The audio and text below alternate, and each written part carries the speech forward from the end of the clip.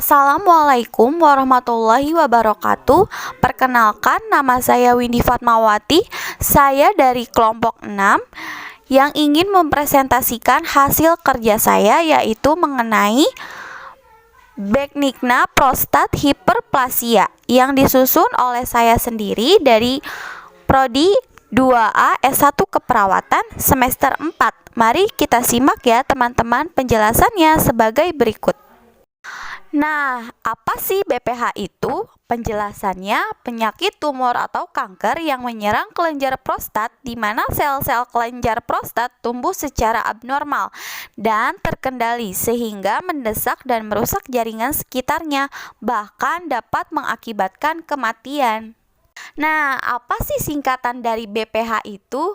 B itu tidak menyebar, P itu prostat, H itu sel plus artinya bertambah jumlah sel. Jadi penjelasannya, sehingga kondisi pada BPH bertambahnya jumlah sel prostat, sehingga prostat jadi membesar namun tidak menyebar ke jaringan sekitar ini.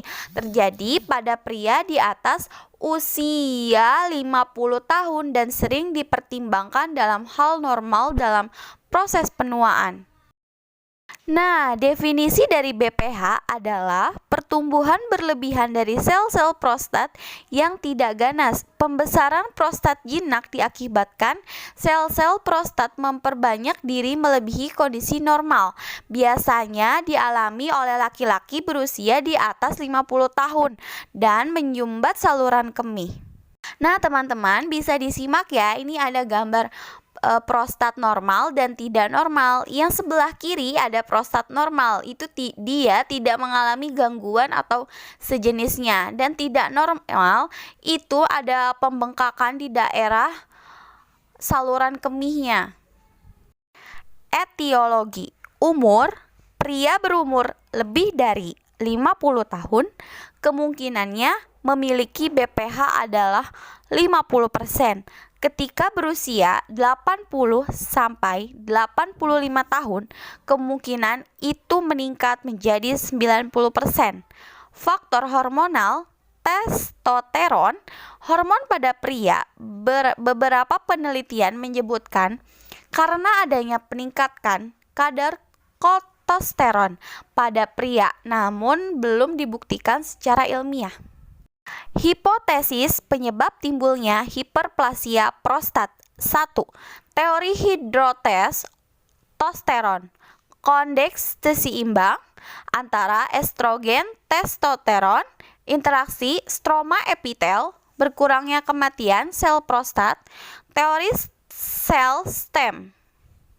Patofisiologi. Kelenjar prostat terdiri dari 3 jaringan, yaitu epitel atau glandular, stromal atau otot polos, dan kapsul.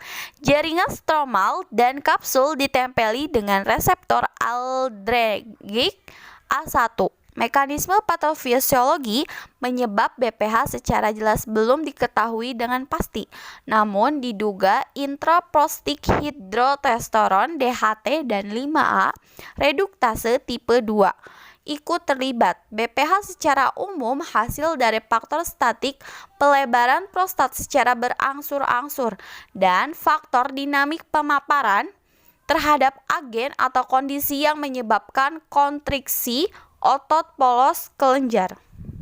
Nah, teman-teman, simak ya tanda dan gejala mengenai BPH.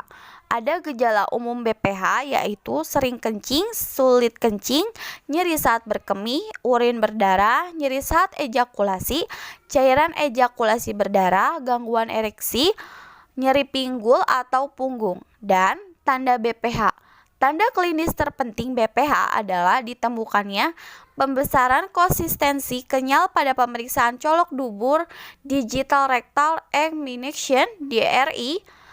Apabila teraba indurasi atau terdapat bagian yang teraba keras, perlu dipikirkan kemungkinan prostat stadium 1 dan 2. Manifestasi klinis dapat dibagi ke dalam 2 kategori.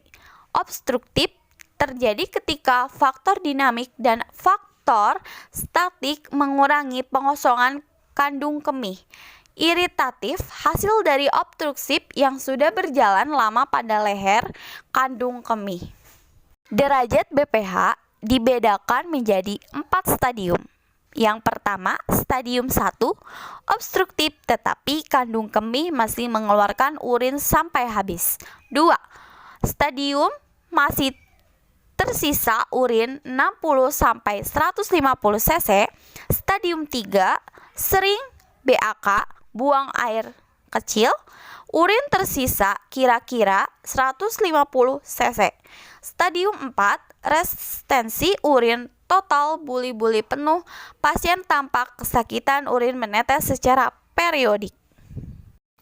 Diagnosis, pemeriksaan fisik, pemeriksaan laboratorium, radiologi, endoskopi menggunakan ureteroskopi, pengukuran kadar prostat spesifik antigen PSA, pengukuran kadar kreatinin. Adapun kategori keparahan penyakit BPH berdasarkan gejala dan tanda WHO. Keparahan penyakit ada ringan, ada sedang, ada parah. Saya akan jelaskan tentang ringan. Ringan ada skor gejala AUA, Asosiasi Urologis Amerika. Dengan skala 7, gejala khas dan tanda-tanda asimptomatik tanpa gejala, kecepatan urinari, puncak 10 ml atau S, volume urin residual setelah pengosongan 25-50 mili, peningkatan pengosongan BUN dan kreatinin serum. Ada yang sedang 8-19. Semua tanda di atas ditambah obstruktif, penghilangan gejala, dan iritatif. Penghilangan gejala tanda dari detrusor yang tidak stabil. Semua hal di atas ditambah atau lebih komplikasi BPH. Parah 20, semua hal di atas 1 atau lebih dari komplikasi BPH. Sekian dan terima kasih. Mohon maaf apabila ada yang kurang. Terima kasih telah menyimak dari awal sampai akhir. Wassalamualaikum warahmatullahi wabarakatuh.